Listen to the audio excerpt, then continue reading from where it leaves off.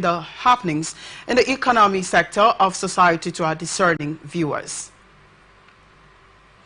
This program is aimed at bringing to the doorstep of viewers the business, financial and economic activities from all strata of society. Its delivery is accentuated through the various stock exchanges across the world. News about government economic activities, private sector, business activities, laced with experts' opinion, stakeholders' analysis, and correspondence reports. And now here are the headlines. In Anambra State, government invests heavily in construction security. It also announces plans to enhance investor confidence. Macron announced triangular alliance to enhance cooperation. By the end of the show, you can be rest assured of being informed accurately of financial activities around the world. I am your host, Victor Peter. We take a short break, and when we return, we reel out the details. Stay tuned.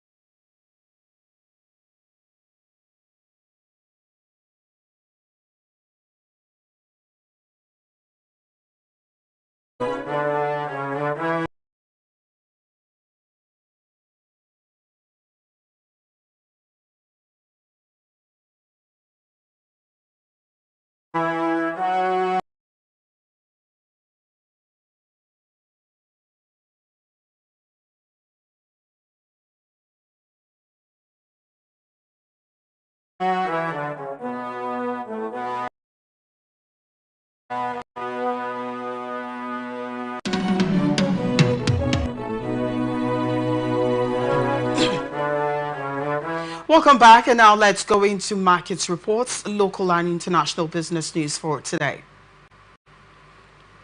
Anambra State's government has awarded contracts for various road constructions to enhance infrastructure development.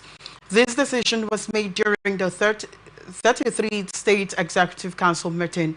Governor Professor Chukwuma Soludo affirmed that insecurity, including kidnapping and court killings, would be tackled head-on. To achieve this, Kenneth Emakayi has sworn in as Special Advisor on Community Security. Key infrastructure projects approved include dualization and construction of 18.6-kilometer Ngwagu Agulu to Nobi to Newi Road, awarded to Labtech Constructions Limited at 33.557 billion naira.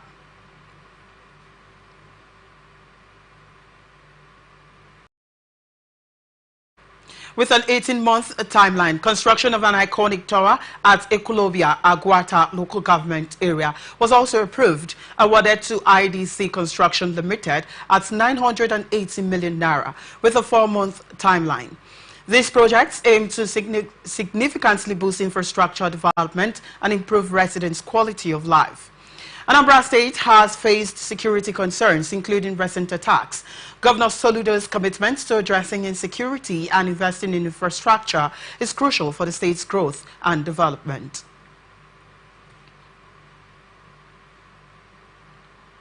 Katsina State's government has signed a memorandum of understanding with rural electrification renewable Rada announced a concession plan to rural government areas wind energy projects.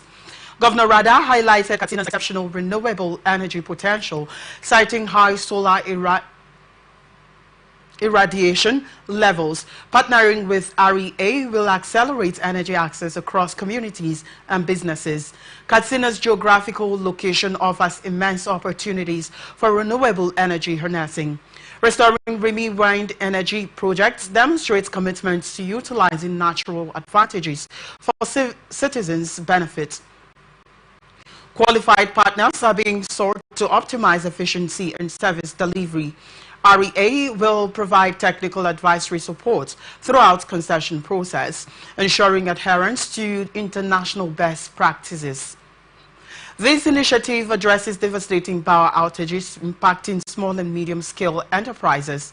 Effective renewable energy adoption will reduce dependence on fossil fuels, promote sustainability, and generate employment opportunities.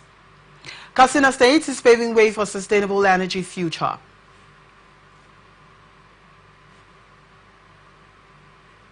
Vice President Kashim Shettima is keen to tap into the global carnival market, estimated at $5 billion, to drive economic growth. He believes the industry can promote cultural heritage, foster national unity, and empower youths. Shettima emphasized the sector's potential during a meeting with Abuja International Carnival delegates at the Presidential Villa. He cited successful global carnival events such as Rio de Janeiro's Carnival, which attracts 200 million visitors annually. Government support for the creative industry includes a $618 million investment in digital and creative enterprises. This initiative will bolster the carnival sector and other creative industries. Abuja International Carnival CEO Kehinde Adebite expressed gratitude for Shettima's support. Revitalizing the Abuja Carnival is crucial as it once drew larger crowds. Shettima urged the delegation to fast-track efforts to hold the event.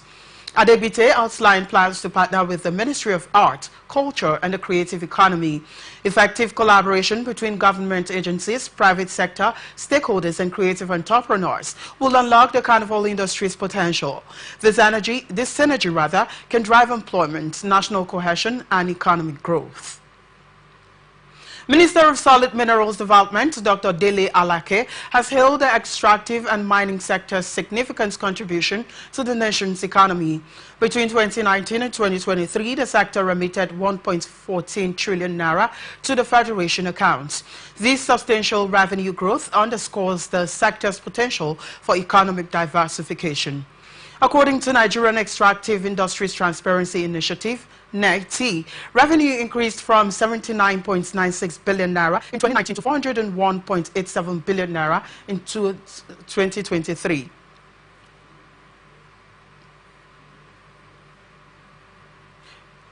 Representing 261% growth. NECT's Executive Secretary, Dr. Ogbonnaya Orji, emphasized the need to address discrepancies between government revenues and company payments. He also highlighted the sector's challenges, including insecurity, inadequate infrastructure, and regulatory frameworks. Dr. Alake noted that targeted policies have been introduced to attract domestic and foreign investments, streamlining regulations and create a stable environment for investors. These initiatives include the National Mineral Resources Development Policy, promoting sustainable mining practices and environmental protection. Effective implementation of these policies will unlock the sector's potential for wealth creation, job opportunities, and economic development. As the sector continues to grow, addressing challenges and improving transparency will be crucial. Minister of Marine and Blue Economy Adegboyega Oyetola has approved Igwe Onyekachi's appointment as Registrar and CEO of Council of Regulation of Freight Forwarding in Nigeria, CRFFN. This move aims to enhance Council's efficiency and management. Onyekachi's appointment is with immediate effect, replacing Acting Registrar Chinyere Urumta. His 4-year tenure aligns with CRFFN Act 2007 provisions. Onyekachi, 44 years old, from Imo State,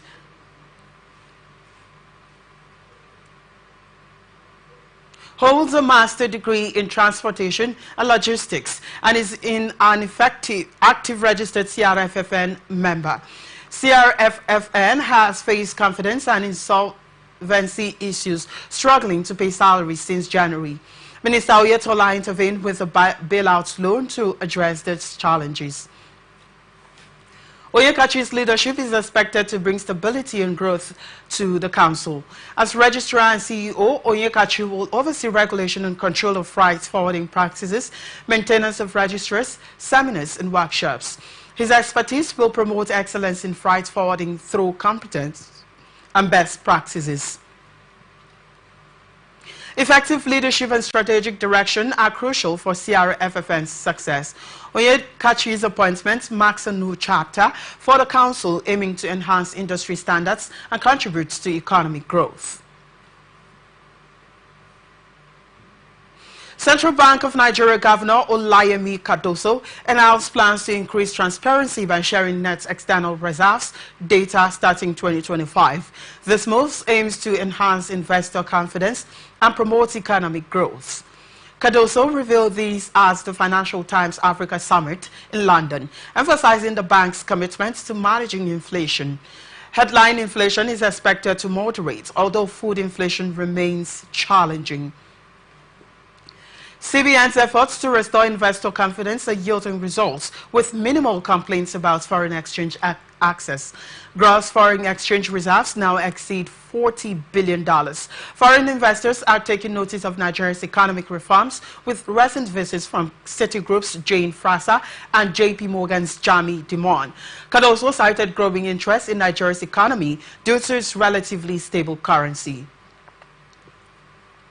Economic growth is projected to reach 3.6% in 2025, up from 3.3% this year, driven by ongoing reforms. Cardoso expressed optimism about Nigeria's growth prospects. Regular updates on net external reserves will commence in early 2025, demonstrating CBN's commitment to transparency. Central Bank of Nigeria (CBN) reports significant progress in financial inclusion, with 52% of adult Nigerians holding formal bank accounts.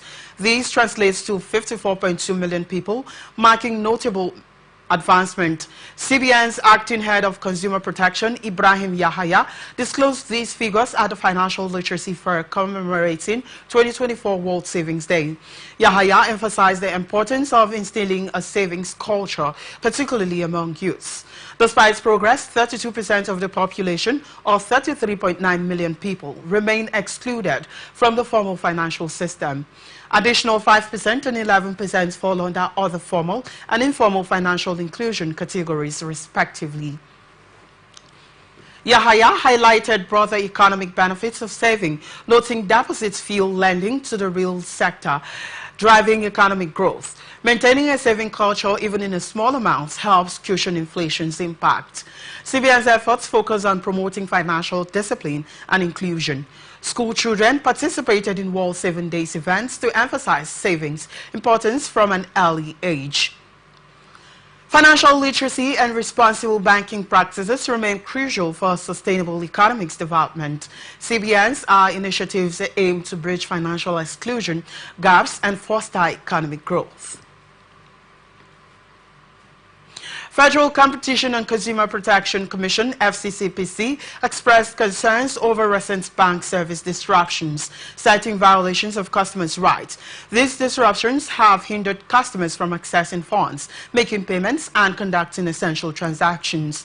FCCPC's Executive Vice Chairman Tunji Bello emphasized that banks must maintain acceptable levels of functionality and reliability under the Federal Competition and Consumer Protection Act. Banks' failure to do so may lead to significant financial hardship and loss of trust. Bello stressed the importance of transparent communication during service disruptions. Banks must inform customers about the causes, scope, and anticipated duration of service issues. Regrettably, many consumers are left uninformed, exacerbating frustration. FCCPC is reviewing the situation to ensure consumers' rights to redress are upheld. Bank customers can seek redress for substandard services.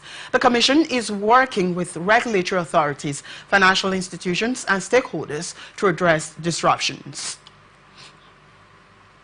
FCCPC assures affected customers that their concerns are being taken seriously. Banks are urged to restore services, prioritize customer support, and enhance communication. Consumers can report complaints to FCCPC through the website or email. Effective communication and prompt resolution are crucial in maintaining customer trust.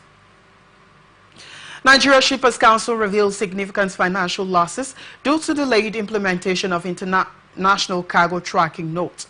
Annual losses total $500 million, with $2.5 billion lost over 5 years. Executive Secretary Pius Akuta disclosed this information during a House of Representatives hearing. Investigations led by Economic and Financial Crimes Commission hindered progress, causing implementation delays. ICTN's purpose is to track cargo shipments, ensuring transparency in import and exports processes. Its implementation began in 2019 but stalled, resulting in substantial financial losses. House Representatives Committee on Shipping Services, Customs, Ports and Harbour investigates non-implementation. Atn Nigeria Limited, contracted to implement ICTN, signed agreement on no-cure, no-pay basis with 60:40 revenue sharing ratio. Implementation delays have severe economic implications. ITCN's benefits, including reduced revenue leakage and enhanced security, remain unrealized due to prolonged delays. Effective cargo tracking is crucial for economic growth. Nigeria must prioritize ICTN implementation to minimize losses and maximize benefits. Nigeria Extractive Industries Transparency Initiative, NIT, reports that solid minerals sector generated 345.41 billion naira in revenue for federal government in 2022.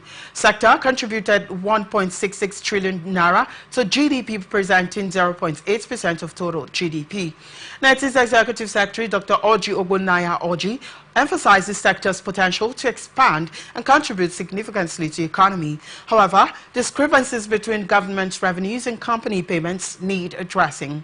Ogun, Kogi and Rivers State lead mineral production, with Ogun producing 15.36 billion tons and contributing 966.83 million naira in royalties. Minister of Solid Minerals Development, Dr. Dele Alake, notes government's determination to build future where mineral resources drive economic diversification, generate sustainable revenue, and contributes meaningfully to national development. Sector's growth prospects promising, with rich mineral resources offering opportunities. NIT calls for a strengthened collaboration between government agencies, companies, and communities to address challenges. Organizations' efforts yield positive results, including development of data center to enhance transparency. National President of Miners Association, Dele Ayanleke, commends NIT's management for gathering data, enabling assessment of transparency. Government introduces targeted policies to attract investments, streamline regulatory environment, and create stable framework. National Mineral Resources Development Policy promotes sustainable mining practices, environmental protection, and resource optimization. Reforms aim to improve licenses process and encourage responsible mining. Budget's 2024 State of State report reveals that only Lagos and Rivers State can cover their operating costs without relying on Federation accounts. Allocation Committee FAC revenue. These states generate sufficient internally generated revenue, IGR, to cover their expenses.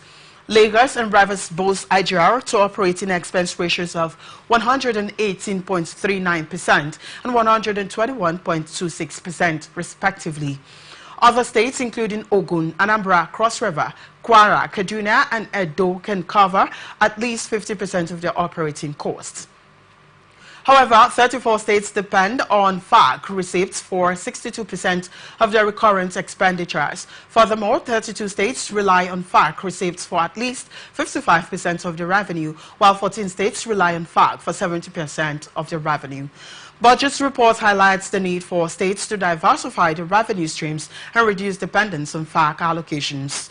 This is crucial for financial stability and sustainable development. The combined revenue of all 36 states increased by 31.2% from 6.6 trillion naira in 2022 to 8.66 trillion naira in 2023. Abubakar Garima, president of Independent Petroleum Marketers Association, IPMA, disclosed that members owe Nigerian National Petroleum Company Limited and NPCL over 40 billion naira. This debt stems from outstanding products loading. Garima expressed willingness to purchase petroleum products directly from Dangote Refinery, which claims to have 500 million liters in stock. However, he cited challenges in loading products from Dangote, including payment issues with NNPCL and delays in products delivery. Dangote Refinery's direct supply would alleviate Ipman's challenges. Garima emphasized that members are ready to buy the products if Dangote Refinery can deliver directly. This move would streamline the supply chain and reduce reliance on NNPCL. NNPCL's payments delays and product supply constraints continue to affect Ipman members. Garima's call for direct supply from Dangote refineries aims to address these issues. Effective solutions are crucial to maintaining a stable petroleum market. Ipman's debt to NNPCL highlights the need for improved payment structures and supply chain efficiency. Resolving these challenges will benefit both parties and ensure seamless petroleum distribution. Oil marketers have written to Dangote Petroleum Refinery expressing willingness to buy refined petroleum products from the $20 billion facility. This follows Aliko Dangote's remarks that marketers were not purchasing from the refinery. Dangote criticized continued petrol importation by oil marketers and Nigerian National Petroleum Company Limited, despite his refinery producing the commodity. He emphasized that his refinery has 500 million liters of petrol in stock and is ready to supply the nation. Petroleum Retail Outlet Owners Association of Nigeria and Independent Petroleum Marketers Association of Nigeria stated that they had approached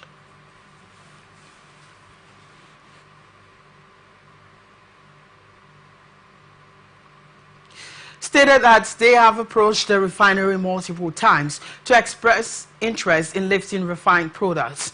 However, Ipman's national president, Abubakar Maigandi, countered Dangote's claims, citing difficulties accessing fuel despite a 40 billion naira payment made through NNPCL.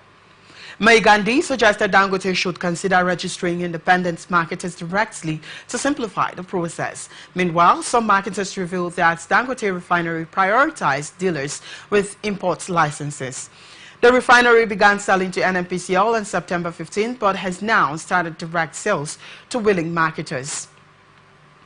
Dangote reassured President Bola Tinubu that his refinery can meet local demands, producing over 30 million liters of fuel daily at full capacity. However, Maigandi disputed this, stating Ipman members face challenges loading fuel from the refinery.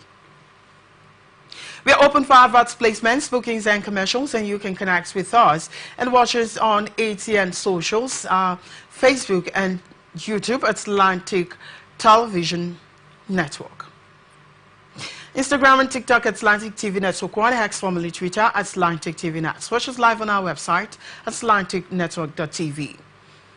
Container ship ports calls in Africa rose 20% between 2018 and 2023, while tanker calls grew 38% according to United Nations Conference on Trade and Development, UNCTAD. This remarkable growth underscores Africa's increasing importance in global maritime trade. UNCTAD Secretary General Rebecca Greenspan emphasized the need for investments in port infrastructure to tackle congestions and boost trade. Improved port infrastructure will also enhance climate resilience and support seamless cargo movement. Streamlining customs process, enhancing hinterland connectivity, and establishing dry ports are crucial strategies for improvement.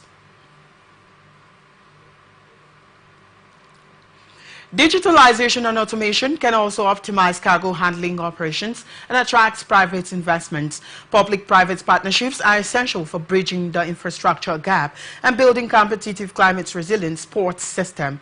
UNCTAD encourages African countries to adopt globally recognized port indicators, integrating digital solutions such as single windows and automated customs processes.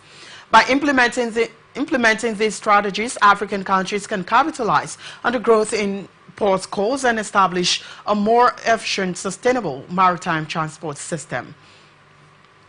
World Bank's latest commodity markets outlook projects significant declines in energy and food prices. Energy prices are expected to drop by 6% in 2025 and an additional 2% in 2026. Global food prices will fall 9% this year and 4% in 2025, leveling off thereafter.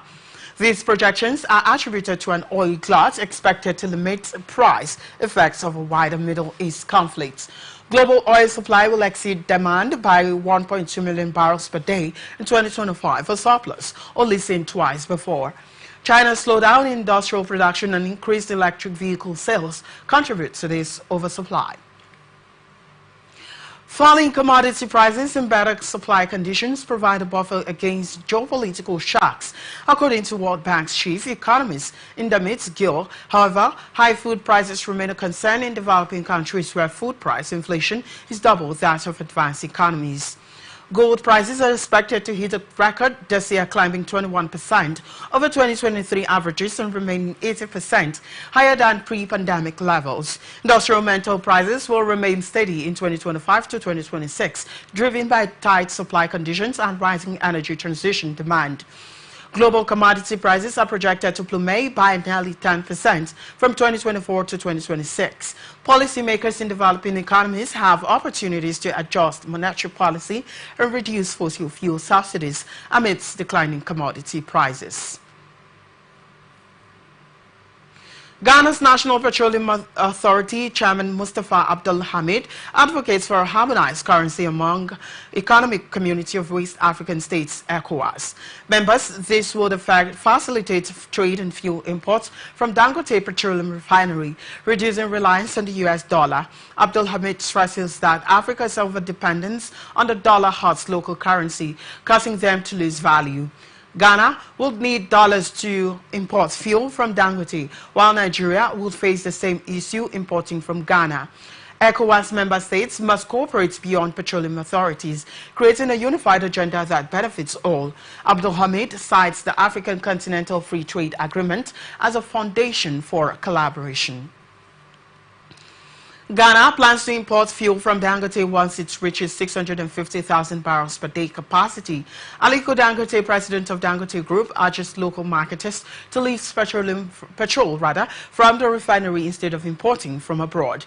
Regional economic growth and stability can be achieved through a harmonized currency. Reducing dependence on the US dollar would simplify trade and promote economic cooperation among ECOWAS member states. You're watching Atn Business News on Atlantic Television Network. We'll be back after this break. Just stay with us.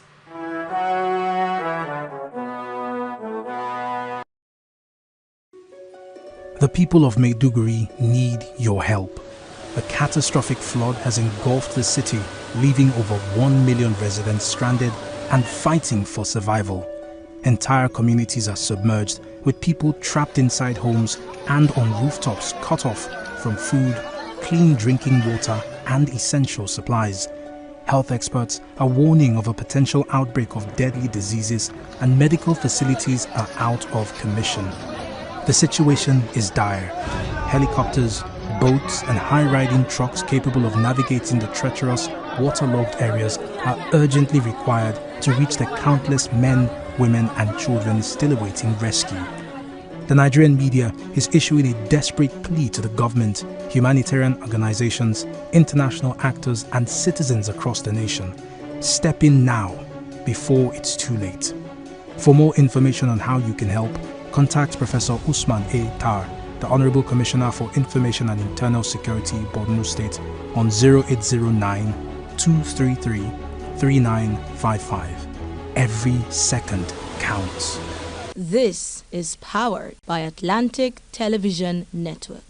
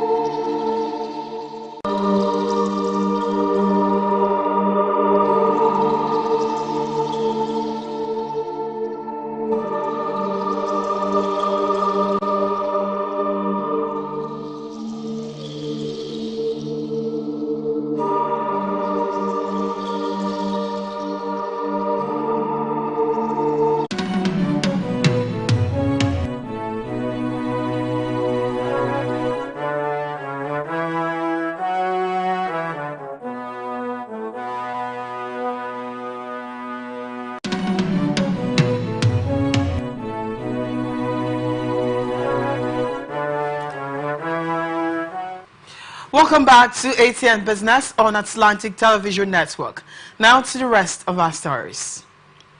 US dollar declined 0.2% to 104.0 against major currencies on Wednesday, despite strong US jobs data and UK budget releases, sparking choppy trading. U.S. private payrolls surged in October, alleviating hurricane and strike disruption concerns. However, third quarter economic growth slowed to 2.8%, slightly below expectations. The dollar index rose to 104.43 before losing grounds, while Treasury yields drifted lower. Economists remain cautious, awaiting non-farm payroll figures. Resilient U.S. economic readings have reduced bets on Federal Reserve rate cuts. A strong jobs report could lead to a December rate pause. Sterling fell 0.4% to $1.2969 after the UK budget, while gilt yields rose. The euro gained 0.37% to $1.0858, buoyed by stronger German growth and regional inflation data. Wednesday's trading reflected investors' uncertainty about central bank policy paths. U.S. economic resilience and strong jobs data have pared back rate cuts bets, while UK budget measures aim to improve public finances. Cryptocurrencies, Bitcoin surged near its all-time high on speculation about the U.S. presidential election. Global currencies remain volatile, reacting to economic indicators and policy announcements. Investors await further clues on monetary policy direction. Market analysts weigh the impact of economic data on central bank decisions. French President Emmanuel Macron has announced a triangular alliance between France, Morocco, and Africa to enhance cooperation in vital sectors. During his three-day official visit to Morocco, Macron addressed a joint session of the Moroccan Parliament in Rabat, emphasizing collaboration in education, agriculture, ecological initiatives, digital technology, and energy. Macron praised Morocco's unique advantages, including stability, openness, and development, as unrivaled assets, inspiring joint initiatives. He acknowledged Morocco's geography, history, culture, and visionary leaders as key factors in its role as a platform for Africa. On the Moroccan Western Sahara issue, Macron reiterated France's support for Moroccan sovereignty. He emphasized that autonomy under Moroccan sovereignty is a framework for resolving the conflict, citing the 2007 autonomy plans as a basis for a just and lasting solution. Macron commended Morocco's stabilizing influence amid regional unrest, noting its strong and singular voice in challenging extremism. He praised Morocco's commitment to diversity, dialogue, and tolerance, highlighting its cultural values and promotion of tolerant Islam. The deepened partnership between Morocco and France aims to create a refreshed vision for future generations. Macron's visit strengthens bilateral ties, fostering cooperation and economic growth between the two nations. Finance Minister Rachel Reeves has announced revised GDP growth projections for 2024 and 2025 exceeding initial estimates. UK's gross domestic product is expected to expand by 1.1% in 2024 and 2.0% in 2025, surpassing office budget responsibilities March estimates.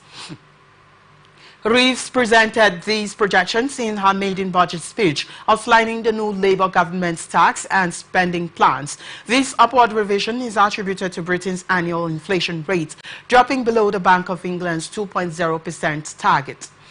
International Monetary Fund supports these forecasts, estimating 1.1% growth for 2024. Reeves emphasized responsible leadership and investment as drivers of economic growth, stating this government was given a mandate to restore stability and begin a decade of national renewal. Labour government's tax and spending plans aim to promote economic growth and stability. Reeves' budget speech highlighted investments in key sectors to drive growth. UK's economic outlook appears positive, with revised projections indicating increased growth. Government's focus on responsible leadership and strategic investments is expected to yield long-term benefits. European markets closed 1.2% lower on Wednesday, driven by investor caution amidst a flurry of corporate earnings and regional growth data. Technology stocks led the losses down 2.4%. Eurozone economic growth surprised to the upside, expanding 0.4% in the third quarter of 2024, above the 0.2% rise expected by economists. This modest growth indicates resilience in the European economy. In the UK, Finance Minister Rachel Reeves unveiled a budget plan to raise taxes by €40 billion to address the country's public finance shortfall. This move aims to plug the described black hole in the UK's public finances. Swiss bank UBS reported impressive profits after completing its first wave of clients' migrations following the integration of Credit Suisse. This development demonstrates UBS's successful consolidation efforts. Investors remain cautious, weighing earnings results and economic indicators. U.S. stocks were little changed, awaiting reports from major technology companies. Asia-Pacific markets closed mostly lower despite Wall Street's gains. European markets decline reflects investors' uncertainty amidst mixed economic signals. U.S. stocks retreated Wednesdays as investors assessed a flurry of earnings reports and awaited results from tech giants. The S&P 500 slipped 0.33% to 5,813.67,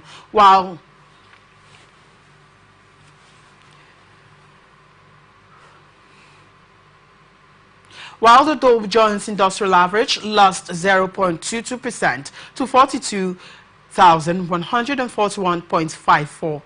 Alphabet's strong quarterly revenue growth from its cloud business boosted shares by almost 3%. However, chipmaker AMD's revenue guidance disappointed, sending shares down over 10%. The semiconductor sector also declined. Earnings reports from Meta platforms, Microsoft, Apple, and Amazon are expected this week. Research Sam Stovall noted that tech results are encouraging investors overweight on the sector. U.S. economic data painted a mixed picture. Third quarter GDP growth slowed to 2.8% below expectations. Conversely, ADP's October reports showed private job creation surged to its highest level in over a year. Despite recent record highs, market uncertainty surrounds the November 5th U.S. presidential election. Northwestern Mutual's Matt stock expects a more muted market reaction compared to 2016. Investors remain cautious, weighing earnings results and economic indicators against election uncertainty. Meta reported weaker than expected user numbers and warned of significant infrastructure expenses acceleration in 2025, sending shares down slightly in after-hours trading. Key figures: earnings per share $6.03, expected revenue $4.59 billion, expected daily active users 3.29 billion expected, net income 15.7 billion over year. Capital expenditures guidance 38 to 40 billion. Capital expenditures guidance 2025. Significant growth expected.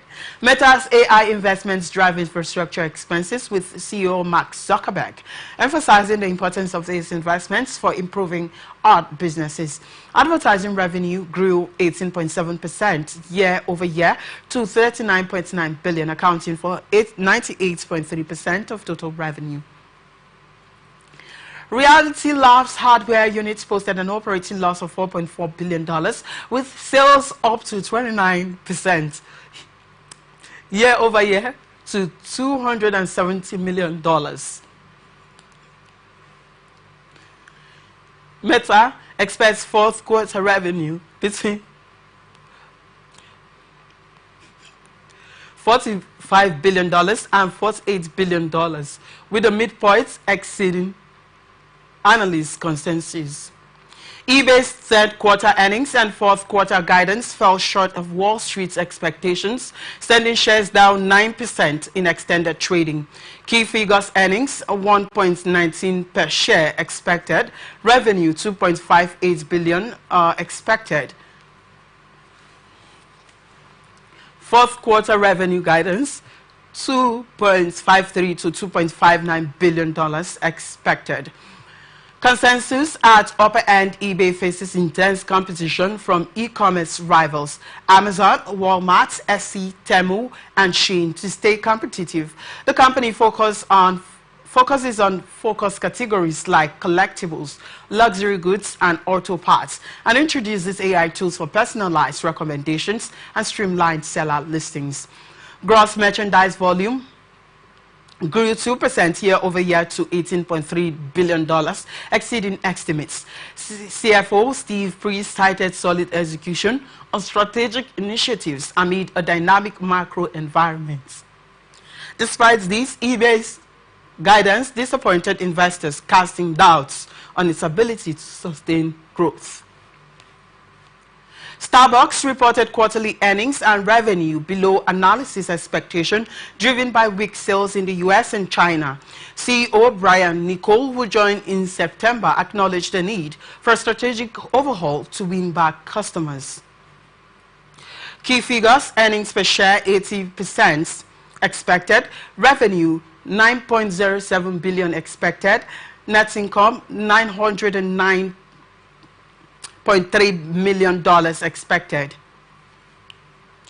Global same-store sales 7%, US same-store sales 6%, China same-store sales 14%. Starbucks faces intense competition in China from local rivals like Luckin Coffee, which offers lower price. The company's traffic declined 8% globally, with a 10% drop in the US. Niccol is expected to unveil his turnaround strategy during the company's conference call. Investors will be watching closely as shares fell 1% in extended trading. The disappointing results mark Niccol's first quarterly report. As CEO, he has pledged to return Starbucks to growth. This is where we wrap it up on this edition of Atn Business on Atlantic Television Network in the city of Port Harcourt.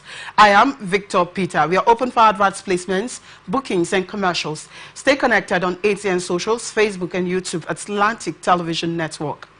Instagram and TikTok, Atlantic TV Network 1. X, formerly Twitter, Atlantic TV Net. Watch us live on our website, atlanticnetwork.tv. Peace and unity are the pathways to progress. Many thanks for watching.